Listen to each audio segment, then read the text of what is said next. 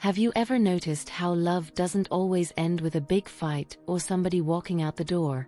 Sometimes it just gets quiet.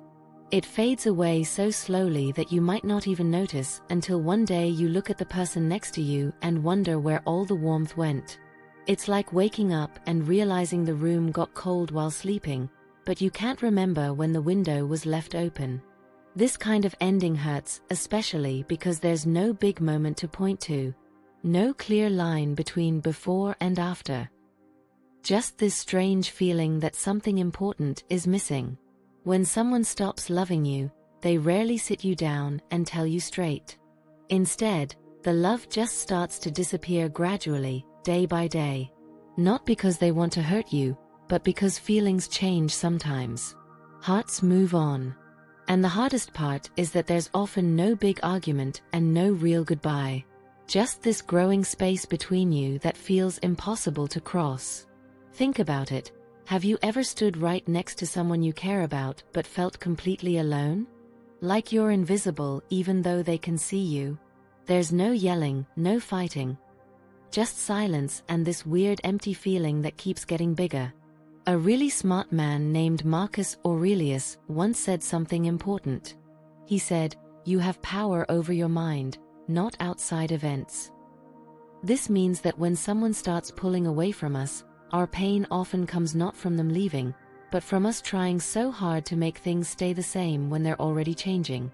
Today, we're going to talk about something most people don't want to face. When love starts to leave, it always shows itself in two clear ways. Not loud ways. Not mean ways. But if you're brave enough to look, you'll see them. Let me tell you a story about a farmer who learned this lesson the hard way. Not through fighting or cheating, but through silence that taught him more than words ever could. In his story, we'll find the first two signs that someone no longer loves you. In a quiet little village surrounded by rolling hills and wide fields, there lived a simple farmer named Elias. He wasn't rich or famous, just a regular guy who loved working his land. But the best part of every single day wasn't the farming. It was coming home to his wife Liana, who made everything worthwhile. They had built a good life together. Nothing fancy, but it was theirs. They shared little glances across the dinner table. They laughed together while working in their garden. They whispered to each other in the dark before falling asleep. For many years, this was enough. As time passed, they both got older, but Elias believed their hearts stayed young together. Then one day, something shifted. There wasn't a big fight. Nobody did anything wrong. There was just this tiny change in how Liana looked at him, how she talked, how she moved around their home. Elias started to notice that Liana no longer waited by the door when he came home from the fields. She still made meals, but she'd just leave them on the table without saying much. She stopped asking about his day, and she didn't tell him about hers anymore either. At first, Elias tried to brush it off.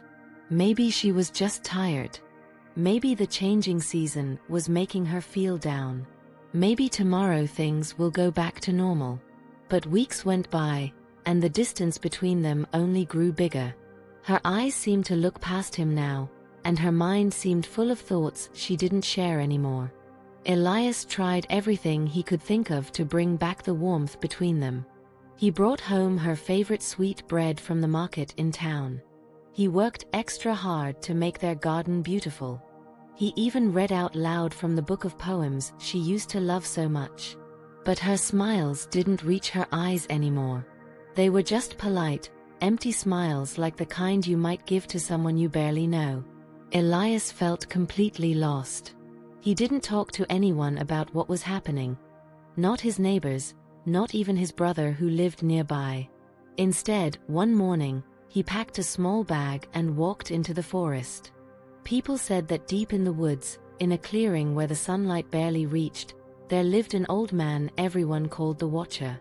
The Watcher wasn't a magic man or a priest. He was just someone who had loved deeply once, lost it all, and decided to live alone where life moved slowly. People didn't visit him for magic answers. They came because he helped them see things differently. Sign number 1. They no longer share their inner world. When Elias returned from visiting the Watcher in the forest, he started paying closer attention to Liana. She was still there physically, cooking meals, cleaning their home, and asking basic questions about the farm work. But something really important was missing, and now Elias could finally hear what was missing in the spaces between her words. Their conversations used to be like rivers that flowed everywhere, through happy memories, future dreams, silly jokes, and serious worries. Now, talking to Liana was like trying to cross a dried-up streambed. Short, cracked, empty. She talked to him the way you might talk to a delivery person. Just the facts, just what was needed, nothing extra. Not because she was trying to be mean, but because she had taken a step back from him in her heart. She had stopped letting him in. Elias remembered how they used to sit by the fire in the evenings and talk for hours and hours. About their fears. About their hopes. About tiny little things that didn't matter, but somehow made them feel closer. Now she just answered his questions with quick nods or the shortest possible answers. She told him only what he needed to know, and nothing more. It wasn't that she was being nasty. She had just retreated. Like a turtle pulling back into its shell. One evening, Elias tried to bring back that old connection. He asked Liana what had made her smile that day, a question he used to ask all the time. She looked confused for a second, then just said nothing special had happened. And the moment passed, leaving the room feeling colder than before. It felt like knocking on a door that used to always be open for you, only to find it locked with no explanation. When someone stops sharing their inner world with you, it's not always because they're hiding something bad. Usually, it's because they don't feel the need to bring you into their thoughts anymore. The connection that once went both ways now only goes one way. You keep reaching out, but nothing comes back. The Watcher had told Elias about this. He called it the closing of the gate. He explained that every person has a garden inside them, a special place where they keep all their thoughts, feelings, memories, and dreams. To love someone means they invite you into that garden. They let you walk around in it. They let you help take care of it. But when that person starts to fall out of love, the very first thing they do is close the gate to that garden. Not with a big slam. Not with an angry keep out sign. But slowly. Quietly. The gate closes when they stop telling you about their day. When they leave out all the interesting details they used to rush to share. When they stop asking what you think, not because they don't care at all, but because your thoughts just don't feel necessary to them anymore. Elias could see it now. Liana had built up walls that used to be clear as glass. She still smiled at him. Still poured his tea. But her real thoughts were somewhere else now. Her joys and frustrations, her small discoveries and private worries, these weren't shared with him anymore. And that told him everything he needed to know, louder than words ever could. Sign number 2. They start comparing you silently. It was a regular market day when Elias noticed the second sign. He and Liana were walking through the village square like they had done hundreds of times before. Back in the good days, they used to walk in perfect step with each other. They would stop at the same stalls, laugh at funny-looking vegetables, and try new spices together. But today was different. Liana's eyes kept wandering. Not to the market stalls. Not to the food. But to other people. Elias watched carefully as her gaze lingered on a young couple laughing near the baker's shop. Her face didn't show any clear emotion. No jealousy, no sadness. Just this quiet, watching look. Like she was looking at something that used to be familiar but now felt far away. Later that same day, she made a small comment about another woman's dress at the village well. It wasn't anything mean or important. Just a quick remark. Almost careless. But something in the way she said it made Elias feel like he had just been measured against someone else and come up short. She didn't say a single hurtful word to him. And yet, every time her eyes drifted away from him, every silent admiration of other people cut deeper than any angry words could have. When someone starts falling out of love, they often begin comparing you to others. Not out loud, not cruelly, but in their quiet thoughts. They start noticing what other people have that you don't. They begin admiring things in strangers that they once saw in you. They might not even realize they're doing it, but you can feel it happening. The special laugh you used to share becomes quieter. Your little habits that they once thought were cute now seem annoying. Your presence becomes less comforting and more like a reminder of what they think they're missing. The Watcher had told Elias a story about this, too. He told him about a man who once carved a beautiful wooden statue of his wife.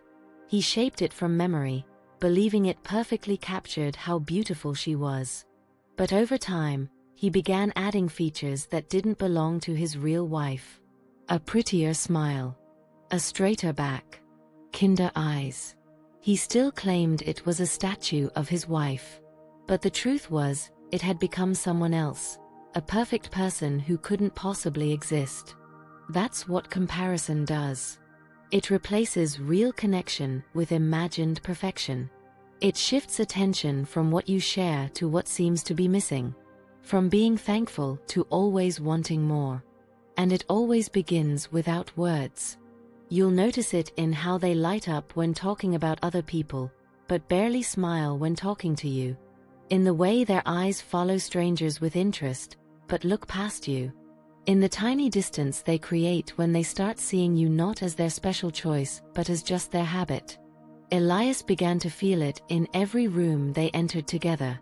He noticed how Liana no longer reached for his hand when they were around other people. She smiled more at strangers than at him. She seemed to admire things in others that he could never give her, without ever saying it out loud. There's a special kind of pain in being measured against others without being told. It's the hurt of being seen but not cherished. Of being right next to someone who is already imagining someone else in your place. When someone silently compares you to others, they've stopped seeing you as enough. They look for qualities you don't have and forget all the good things you do have.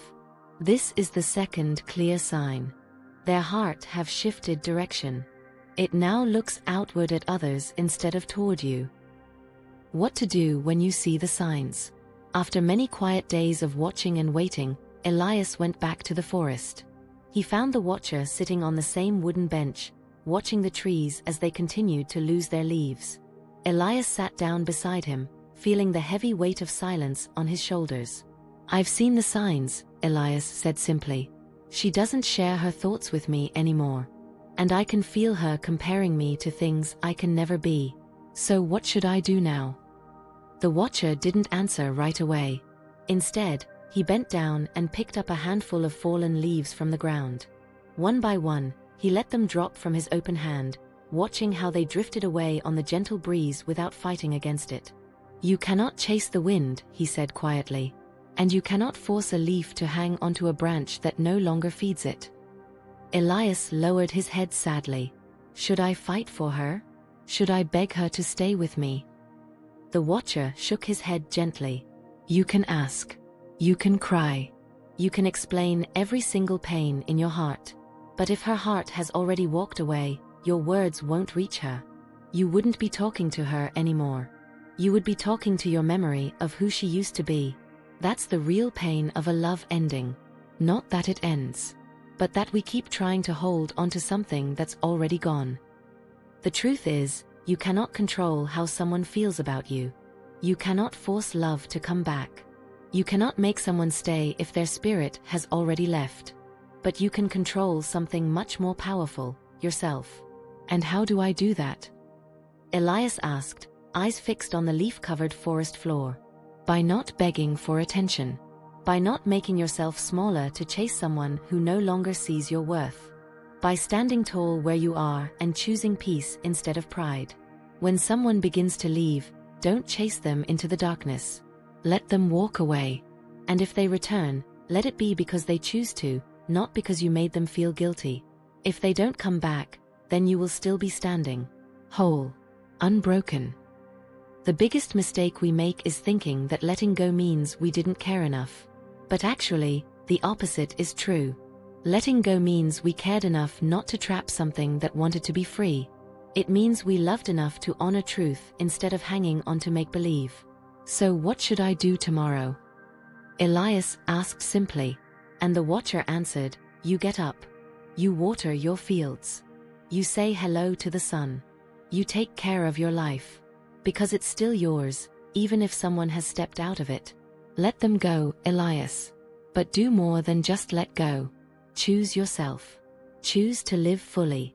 Choose to build a future that doesn't depend on someone else's heart. Because the one thing you must never lose is your soul while trying to keep someone else's love. That's what real strength looks like. Not being cold. Not keeping people at a distance. But having courage. The courage to stay grounded when everything around you is floating away. The courage to keep walking even when the path beside you is empty. Elias didn't go home angry that day. He didn't demand answers. He didn't break the silence with accusations. He simply began to live differently. He still got up early every morning. He still worked his fields. But there was a new calmness in him. A peace that came not from being certain, but from letting go. He no longer waited for her to suddenly become warm again. He no longer searched her face for signs of the love he used to know. He accepted what was real. And in that acceptance, something shifted. One morning, he stood at the edge of his land looking over his crops. The season was changing again. The air was colder. The trees had fewer leaves. And yet the land was still alive. So was he. He looked at his reflection in the window of his home. Not as a man who had been left behind, but as a man who had chosen not to lose himself when love changed. Love doesn't always end forever. Sometimes it changes shape. Sometimes it becomes a memory. Sometimes it becomes a lesson. But it always leaves us different from what we were before. What we have is this moment right now. The ability to respond with clear thinking. The strength to let go with grace. Elias learned that letting go wasn't weakness. It was the highest form of strength. It was trust in life. Trust in himself. Trust that whatever left him didn't define who he was.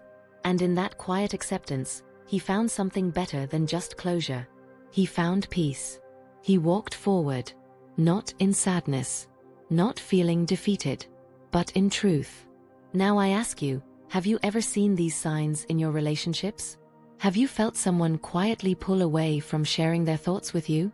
Have you sensed those silent comparisons that told you your love wasn't enough anymore? If you have, you're not alone. We've all stood in that quiet place, wondering if we should fight to keep someone or let them go. Wondering if letting go makes us weak or wise. So I invite you to share your story in the comments below. Take a moment to think about it. By sharing, you not only help yourself heal, but also help others find their strength to move forward. Tell us how you found the courage to let go. Or maybe how you struggled to hold on. Because wisdom isn't just hearing good advice. It's living it. It's sharing what we've learned so others can walk their path with strength and clear eyes.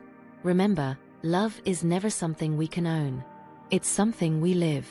And sometimes, we honor it most deeply by simply letting it go. If this story helped you, please hit that like button and subscribe. Your support means the world to me. And I'll see you in the next video.